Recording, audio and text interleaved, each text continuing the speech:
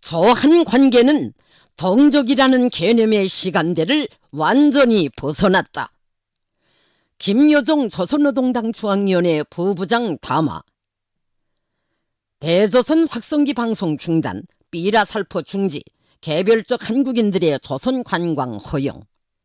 한국의 리재명 정부가 우리와의 관계 개선에 희망을 갖고 집권 직후부터 나름대로 기울이고 있는 성의 있는 노력의 세부들이다. 이에 한 발 더 나가 신임 통일부 장관 정동영은 실종된 평화의 복귀와 무너진 남북관계의 복원을 운운하면서 강대강의 시간을 끝내고 선대선 화해와 협력의 시간을 열어갈 것을 제안하였다.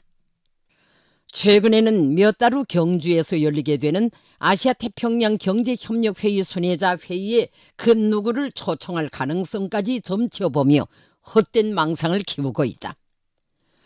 우리는 한국에서 누가 대통령으로 당선되든 어떤 정책이 수립되든 개의치 않았고, 따라서 지금껏 그에 대한 평가 자체를 일체하지 않았다.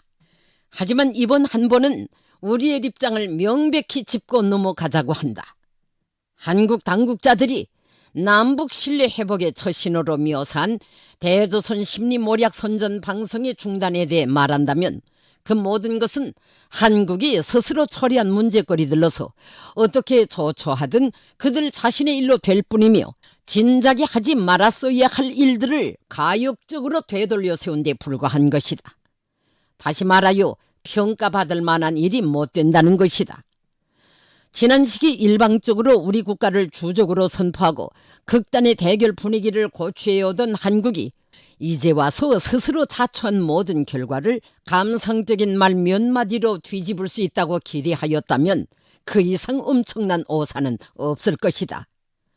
리재명 정부가 최악의 시간, 어리석은 시간으로 묘사한 지난 몇 년간은 어찌 보면 우리에게 있어서 무의미한 시간만은 아니었다. 민주를 표방하든 보수의 탈을 썼든 한국은 절대로 화해와 협력의 대상으로 될 수 없다는 대단히 중대한 역사적 결론에 도달할 수 있었으며, 동족이라는 수사적 표현에 구속되어 매우 피곤하고 불편했던 역사와 결별하고 현실 모순적인 기성 개념까지 말끔히 털어버릴 수 있었다. 조선반도의 국가 대 국가 간 관계가 영구 고착된 현실과 더불어 해체되어야 할 통일부의 정상화를 시대적 과제로 내세운 것을 보아도 확실히 흡수통일이라는 망령에 정신적으로 포로된 한국 정객의 본색은 절대로 달라질 수 없다는 것을 다시금 확인할 수 있다. 역대 한국 정권들의 과거 행적은 제쳐놓고 리재명의 집권 50여일만 조명해 보더라도 앞에서는 조선반도 긴장 완화요, 저한 관계 개선이요 하는 귓맛 좋은 장서를 늘어놓았지만 한미 동맹에 대한 맹신과 우리와의 대결 기도는 선임자와 조금도 다를 바 없다.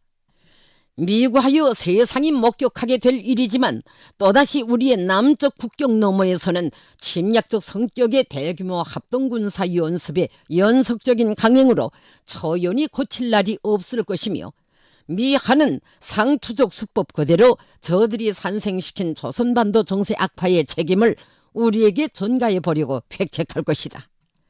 리재명 정부가 우리의 관심을 끌고 국제적 각광을 받아보기 위해 아무리 동족 흉내를 피우며 온갖 정의로운 일을 다하는 것처럼 수선을 떨어도 한국에 대한 우리 국가의 대족 인식에서는 변화가 있을 수 없으며, 저한 관계의 성격을 근본적으로 바꿔놓은 역사의 시계 초침은 되돌릴 수 없다.